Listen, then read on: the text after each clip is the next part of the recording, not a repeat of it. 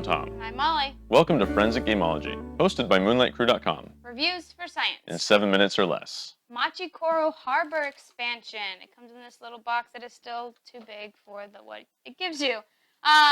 So it is the expansion to Machi Koro, which was a great game, and we've already done the review, so we're not going to go over too many rules. I'll just tell you what's different. What do they add? First, I want to say they add these 20 tokens, which is exciting because that means you get more money. And they're purple. Great. Good job. It's important. Next, they changed the way, they add a bunch of new cards that do different things, and they changed the way that you put out your cards. So instead of having the stacks, I forget how many, 15 known stacks that are always there, it is a rotating stack of 10. And so if Tom buys this 8, a new card comes out, and if it's one that's not out, it goes there. And so these are not always the same.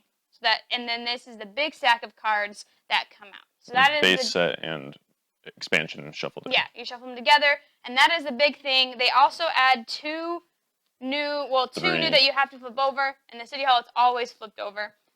So 2 more things that you have to Landmarks. Signal game end condition, which so makes it a little harder or longer, I guess, to finish. And so same base game after that. You roll. If you have the number, you get that bonus.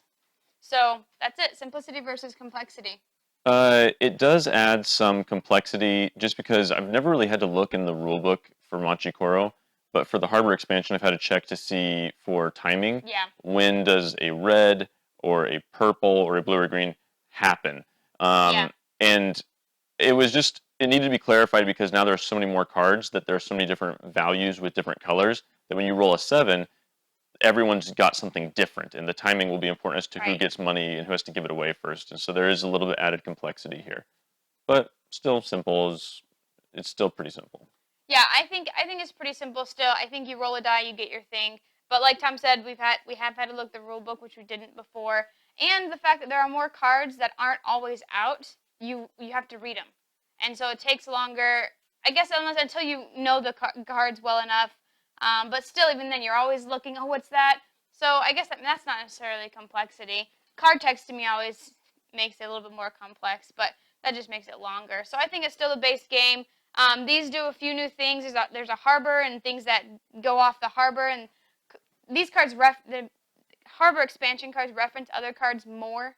So it's a tiny bit more complex, but still an easy roll, get your thing, build something game. Luck versus strategy. This game has ramped the luck level through the roof. Because before, you could try, granted, maybe some people would buy the same things that you did, so you wouldn't get all of what you wanted. But you could try, you say, I'm going to focus on buying all the 1s, then buying all the 2s, or I'm going to try to diversify, so if I roll, I'll get something. But in this game, it's not always available, and so what you purchase, if Molly purchases the 10 and another 10 doesn't come out, then I just can't. And so there's been games where somebody didn't get the 5s early, and then they never got the 5s, and it's like, that was kind of important. I remember they got rolled a bunch, and so that's it. The luck level just went through the roof. Yeah, so they took the base game, which wasn't. It was luck. It was a die rolling game, but you all had the chance to all buy the same cards. In this game, you don't, and so it's so much more luck based than the other. You can still strategize, but not even that well, I don't think. You can try to strategize against attacks, but you don't know which ones are going to come out and who's going to have what, and so you can't even strategize to combat those attacks or be okay through the attacks. So you still have these that you flip over in the order and the timing that you flip them over. You can still strategize, but yeah, it's way more lucky. Fun versus boring. I think this game is not fun. I don't know that it's boring as much as just frustrating. There's a card combination here in which if someone rolls a 7, whoever rolled it gives you a coin. And so it's similar to the old cafe, the 3 value attack. But there's a 7 purple now. They used to all be 6s. There's 8s and 9s and 6s and whatnot. There's a 7 that says take a coin from everybody for each of their cup locations and like toast locations. And so I take the coin from Molly. She takes it right back. And I think that's really bad game design. Yeah. I just think that I really wish they hadn't made it that way. It just seems like, why would you take a coin to give it back? maybe there are people who like that, but I thought it was terrible. There's just not being able to pick what you want, and I think that a lot of these cards are super overpowered, and they nerf Yep. strategies that I didn't think were that overpowered in the base game. There were a lot of complaints about the base game where people would say there are several dominant strategies, but I mean, I liked all those strategies. I've played them all, and if I'm doing one, choose a different one. See if you can beat it. In this one, they just have cards that just ruin a one Yep. die strategy. This one right here. If you roll a 1, you take 3 from that person. Right. So Yeah. if you have a one die strategy, you're getting hit. Yep. A lot of time, a lot of people I've seen publicly say that this game, Machi Koro Harbor expansion, helps the base game and it makes it playable. But I think quite the opposite. I don't think this is a fun addition at all to an otherwise very fun game. I think that this expansion is not. I like the base game better. I do like what some of the cards do. It's fun little addition you can add on to get a 12 through 14. You can add on if you choose. So it makes you be able to make a few more choices.